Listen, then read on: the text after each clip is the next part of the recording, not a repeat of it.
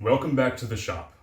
Today I'm going to be working on a little bit of an experiment, but before I get into exactly what that is, I'm going to fire up the forge and start hammering on some 1095 round bar. I'm going to start by using this spring fuller to pinch the bar and isolate some of the material.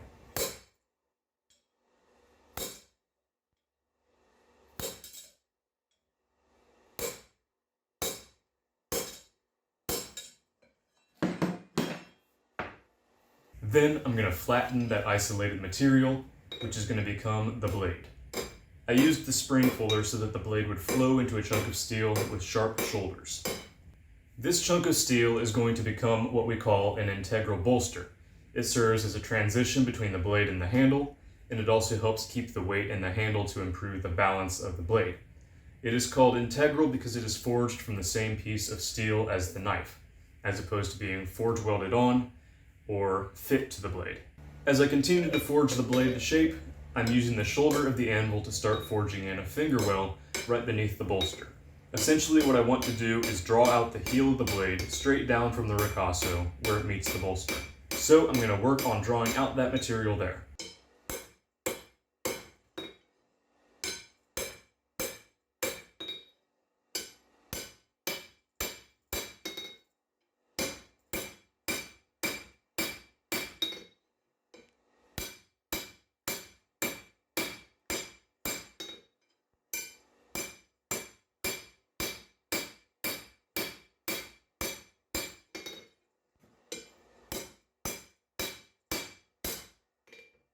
One thing that is really going to help me draw out the material is the cross peen on my 2.5 pound hammer. A peen is effectively any part of a hammer that spreads the metal in a specific direction. This is called a cross peen hammer because the peen runs perpendicular to the handle, as opposed to parallel, which it would be on a straight peen hammer.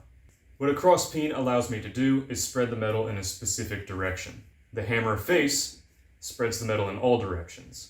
The cross peen only spreads it in 2 directions. So this allows me to more easily control which way the metal moves. So by alternating between the cross peen and the hammer face, I can first spread out the metal and then flatten it to make the blade smooth. But now I'll just stop talking and let you watch the action.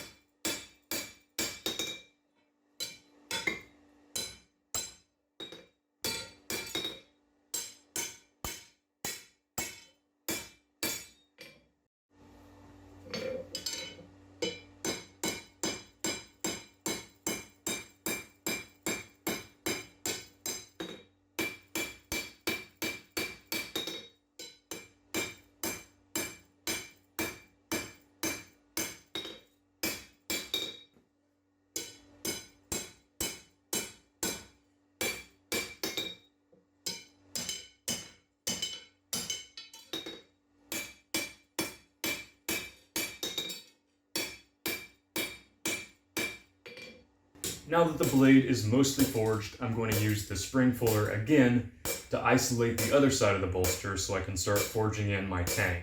The tang I'll be forging is going to be a hidden stick tang that is going to go through the handle material and stop inside of it. So the handle material is going to butt up to the bolster and the tang is not going to be visible at all.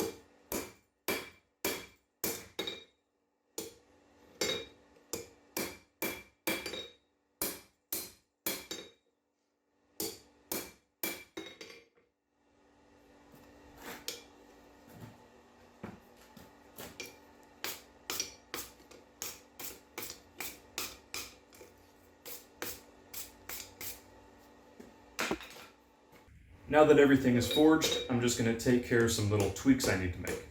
I need to make sure that the blade is centered on the bolster and has no warps, kinks, or twists in it.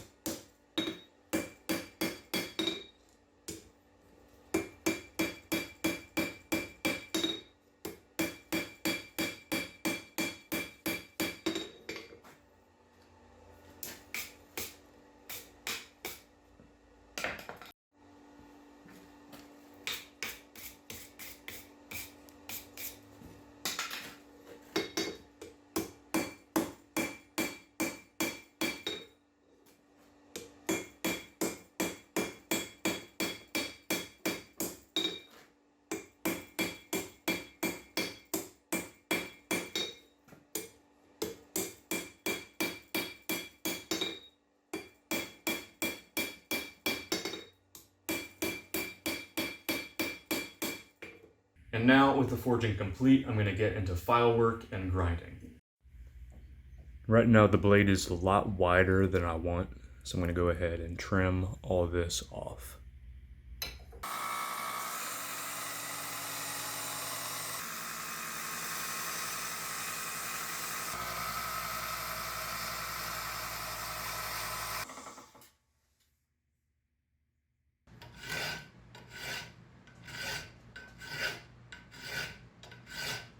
Alright, now that I've got the profile of the blade where I want it, I'd like to talk a little bit about my plan for this knife. I want this knife to kind of be a blending of style between my full tang knives and my integral bolster knives. On most of my full tang knives, I typically grind a V-shaped beveled protrusion from the scales into the ricasso. But my integral bolster knives typically just have a radius transition from the blade into the bolster. My plan for this knife is to blend the two styles together.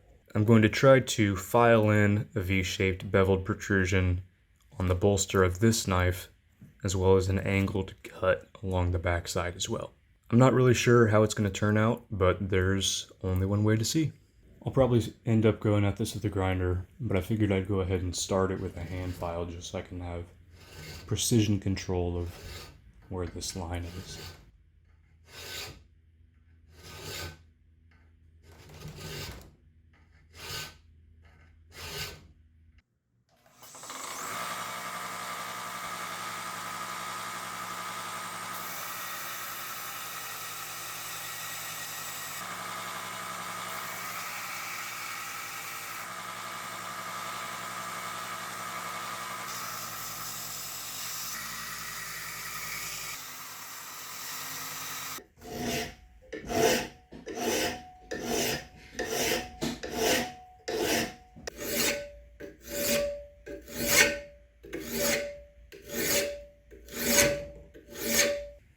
far the bolster is looking fairly well, so I'm going to work on flattening the blade so it meets the bolster smoothly.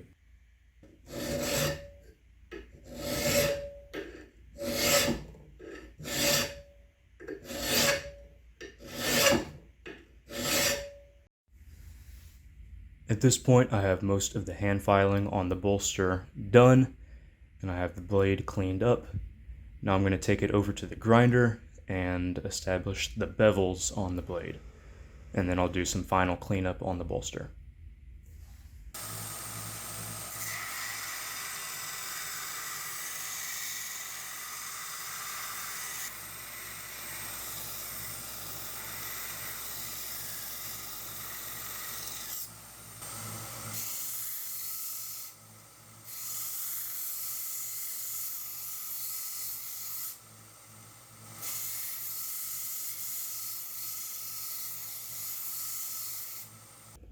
At this point, the blade and bolster are pretty much exactly how I want them. So I'm going to move my focus to the tang, which is much too long. This blade is 3 inches long, and I want the bolster and handle to be 3 inches long as well. I went ahead and made a mark where 3 inches is on the tang, and a notch a little below that. And I'm going to go ahead and trim the tang to that length. At this point, I'm going to go ahead and move on to the handle before I heat treat it so that I can still use files on this to tune it up, because after the heat treat, I won't be able to. I have this block of ebony, which I'm going to go ahead and drill and then start turning into the handle. Alright, so I have a massive problem, and that is that a square peg does not fit in a round hole. But before I broach the subject of fixing this problem, I have to tell you about a handle broach. This basically turns a square hole into a round hole. I got this handle broach from Black Dragon Forge down in South Africa. It's basically a little tiny saw blade that's two-sided with a handle, and it helps you to scoop out some of the material inside your wood to make it square. The process of fitting a hidden tang to a handle is very long and tedious, but lately I've been learning to enjoy those parts of the process. If you let yourself live in the moment and enjoy each part of it, it's very therapeutic. One crucial part of fitting this handle to the bolster is the angled cut along the backside of the bolster. I need to grind the handle material to meet that perfectly. When I was designing this knife, I anticipated that this bolster design would give me a lot of problems, and it did. The fit up took a long time, but eventually I managed to get a good connection between the bolster and the handle material. So with that done, I'm going to move on to the heat treat. As usual with most basic carbon steels like this 1095, I'm going to put it through 2 normalizing cycles before the quench.